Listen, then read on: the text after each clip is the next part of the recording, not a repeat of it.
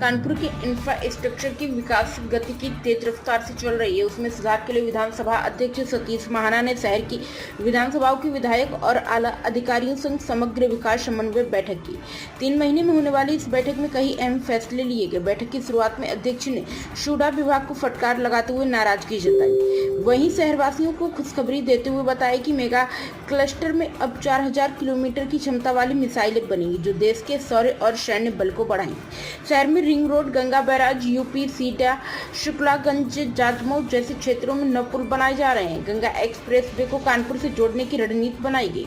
8 kilometre metro का निर्माण कार्य लगभग पूरा हो चुका है। कार्य स्टेशन होने की बाद कैबिनेट भेजा गया है और घंटाघर से नौबस्ता तक जुलाई में मेट्रो दौड़ने लगेगी। 60 करोड़ से शहर में नाले और 60 करोड़ से सफाई व्यवस्था को दुरुस्त किया जाएगा। जल्द ही 16 वित्त भी लागू होगा। प्रीपेड मीटर और स्मार्ट मीटरों पर भी बैठक में चर्चा की गई। जल्द ही शहर की तमाम सड़कों को ठीक किया जाएगा और जाम की समस्याओं से छुटकारे के लिए रणनीति बनाकर कार्य करने के निर्देश दिए गए। देखिए, कानपुर विकास की एक समग्र बैठक हमारे सारे माननीय जनप्रतिनिधियों के साथ यहाँ पर की जाती है। विभिन्न विषय जो कानपुर के समग्र विकास से संबंधित हैं, चाहे वो किसी भी विभाग से हो, पीडब्ल्यूडी से हो, नगर निगम से हो, विकास प्राधिकरण से हो, बिजली से हो, क्योंकि सारे विभागों के समन्वय एक स्थान के ऊपर करने का ये महत्वपूर्ण बैठक होती है।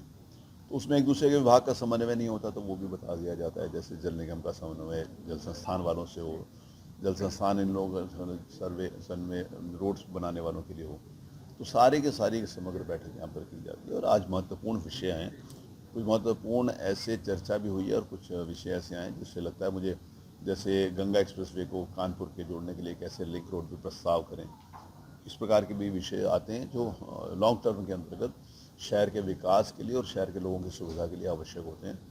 तो महत्वपूर्ण बैठक थी और सकारात्मक नोट के अंतर्गत सारे माननीय विधायक भी थे, हमारे माननीय मेयर बहन जी भी थी, माननीय विधायक सलील जी भी थे, सरोज जी भी थी, हमारी नीलिमा जी भी थी, राहुल भी थे, जिला पंचायत की जो माननीय अध्यक्ष हैं वो भी थी। तो सब विषय के ऊपर यहाँ पर चर्चा होती है। और एक मुझे लगता है कि हर 3 महीने में मीटिंग करने से कानपुर महानगर के विकास को भी एक गति मिलती है और जनप्रतिनिधियों से जो उनके ध्यान में बात आती है वो सीधा अधिकारियों को कन्वे कर दी जाती है, जिससे उसका समाधान होता है। शूडा विभाग से आपने नाराजगी जताई है। अब देखिए, जो विभाग काम नहीं करेगा टाइम से, जिसका टेंडर होना चाहिए, जो 1 साल पहले से जिसका पैसा रिलीज हो गया, इमीडिएटली उसका काम होना चाहिए, उसके टेंडर प्रोसेस में जाना चाहिए, उसकी गुणवत्ता के हिसाब से काम होना चाहिए। नहीं होगी तो नाराज़गी होगी। नाराज़गी करनी इसलिए नहीं पड़ती है, कभी कभी नाराज़गी करते हैं तो लोग कहते हैं नाराज़ है, जो काम नहीं करेगा तो इसी के लिए तो बैठे हुए हमसे नाराज़ होने के लिए। जो काम नहीं करेगा उसको सम्मानित करने के लिए थोड़ी बैठे हुए। स्मार्ट मीटर और प्रीपेड मीटर को लेकर स्मार्ट मीटर गवर्नमेंट ने एक निर्णय लिया कि आगे से उसको रोक दिया है और आगे जो लग गए हैं मीटर के लिए उसके लिए गवर्नमेंट पॉलिसी बना रही है, उसके लिए क्या करना है तब उसके बाद से। शहर की काफ़ी सड़कें खुदी पड़ी हुई हैं। अब जहाँ काम होगा वहीं तो खुदेंगी। जब मैं एमएलए बना ना फर्स्ट टाइम, तो मैं वहाँ गया आवास विकास में, तो मतलब जब परिसीमन हुआ फर्स्ट टाइम गया, परिसीमन के बाद की बात बता रहा हूँ, तो वो मेरे नया क्षेत्र था। तो वहाँ पर मैं एक जगह गया तो वहाँ पर हंसपुरम में आवास विकास, उन्होंने कहा देखिए माना जी ये सड़क खुदी है। तो मैंने उनको कभी कहाँ खुदी है, तो उनका ये खुदी है। मैंने कहा कहाँ खुदी है, सड़क टूटी है। मैंने कहा कहाँ टूटी हुई है। उन्होंने कहा आपको दिखाई नहीं पड़ रही। मैंने कहा भाई मुझे तो नहीं दिखाई पड़ रही। उसने कहा यहाँ सड़क है। मैंने कहा है ही नहीं, कभी बने ही नहीं तो टूटेगी कैसे। सड़क बनेगी तो टूटेगी, फिर बनेगी।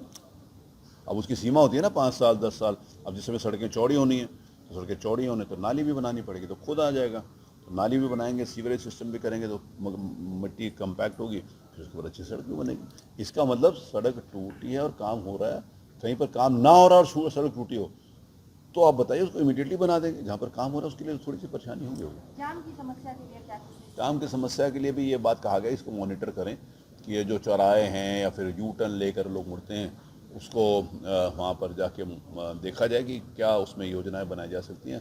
ट्रैफिक पुलिस को भी बढ़ाने की बात करी गई है और ये यू टर्न वाला जो है इसको भी कम से कम जगह पर इसका उपयोगिता हो, आवश्यकता अनुसार उपयोगिता, इसके लिए मॉनिटरिंग करने की बात की गई है। मिसाइलें भी बनाई जाएंगी। ये कानपुर महानगर के लिए गौरव की बात है। जिस समय माननीय मुख्यमंत्री श्री योगी आदित्यनाथ जी के मंत्रिमंडल में मैं इंडस्ट्री मिनिस्टर था तो डिफेंस इंडस्ट्रियल कॉरिडोर की घोषणा माननीय प्रधानमंत्री जी ने करी थी और यूपी के 6 नोडों के लिए करी।